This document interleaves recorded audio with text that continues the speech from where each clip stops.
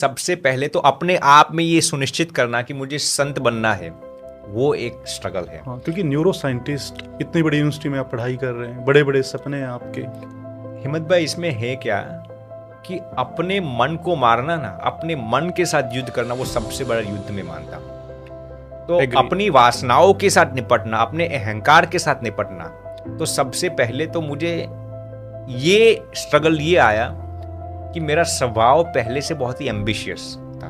Type A personality जिसको हम psychology में कहते हैं, कि मुझे कुछ बड़ा करना था। मैंने जैसे आपको पहले बताया, मैंने गृहस्थाश्रम में ये सोच रखा था कि मुझे अच्छे मेडिकल फील्ड में जाकर खूब डॉलर्स कमाने हैं, खुद साइड में मुझे मॉडल्स का भी बिजनेस करना है, खूब पैसे कमाना है, खूब अमीर बनना है। मैंने पहले से छोटी उम्र से सोच रखा मुझे मिलियनर ही बनना है। तो ये सब एम्बिशंस को खत्म करना, ये छोटी सी चीज में नहीं मानता। बहुत बड़ी बात। तो ये भगवत कृपा से ही भगवान ने हमें ये मार्ग दिखाया कि नहीं, तुझे संत बनना है। तो सबसे पहले तो अपने एम्बिशंस को मार देना, वो मेरे लिए सबसे बड़ा चैलेंज था। दूसरी चीज, अपनी वासनाओं से निपटना, काम, क्रोध, लोभ, ईर्ष्या, कपट, द्वेष।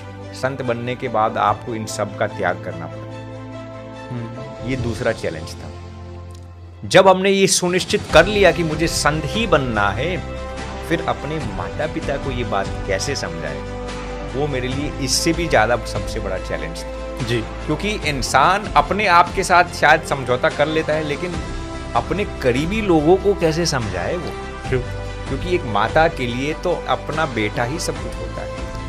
एक माता जानती है कि जिस बेटे को उन्होंने जन्म दिया है, उसका त्याग करने में कितना बड़ा त्याग होता है। तो मेरे लिए ये त्याग करना, मैं मानता हूँ, सरल था, लेकिन अपनी माता के लिए अपना बेटा त्याग करना, वो मेरे त्याग से 10 गुना ज्यादा त्याग मैं मानता हूँ। और हर एक माता के लिए, क्योंकि संत बनने के बाद हम किसी भी किस्म से अपने माता पिता के साथ कोई भी ताल्लुक नहीं रख सकते। We cannot maintain any sort of relationship with our parents after becoming a monk. ये हमारे संतों और सन्यासियों का ये नियम होता है। तो ये मेरे लिए सबसे बड़ा चैलेंज था, क्योंकि मुझे अपनी माता के प्रति सबसे ज्यादा लगाव था। एक बहुत ही कशिश थी, एक आकर्षण था, क्योंकि हर एक बच्चे के लिए भी होता है ना। बिल्कुल।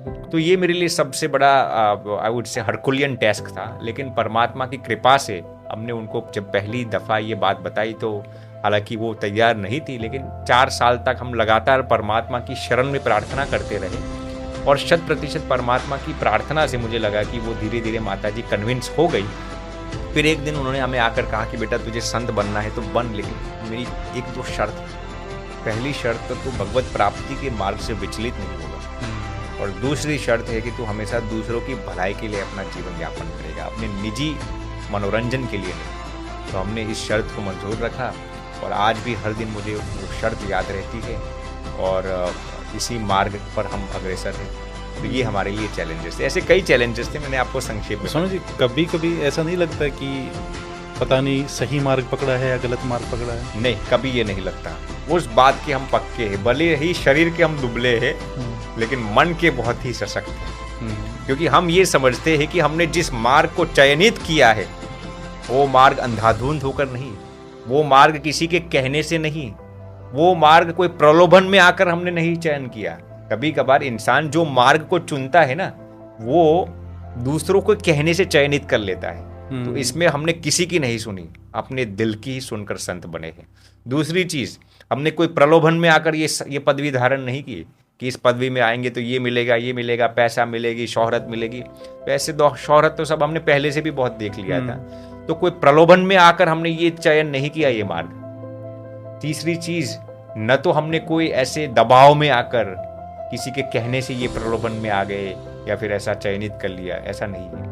ये परमात्मा की कृपा से हमने 4 साल कंटेम्पलेशन किया अपने जीवन पर, और फिर 4 साल के बाद जब अंदर से ये आवाज आई और ऐसे दिव्य अनुभूतियां हुई, फिर हमने इस मार्ग को चयनित किया। तो अभी न तो दिन में, न तो रात में, न ही शहर में जब जाते हैं और जब गांव में विचरण करते हैं, देश में जाते हैं या विदेश में जाते हैं, कभी भी इस 21वीं शताब्दी के चकाचौंध को देखकर भगवत कृपा से कभी भी ये संकल्प भी नहीं हुआ कि हम इस मार्ग में गलत आ गए। और आजीवन इस मार्ग को भगवत कृपा से, आप जैसे भागवतों की कृपा से, हम इस मार्ग को और भी प्रशस्त करते रहेंगे।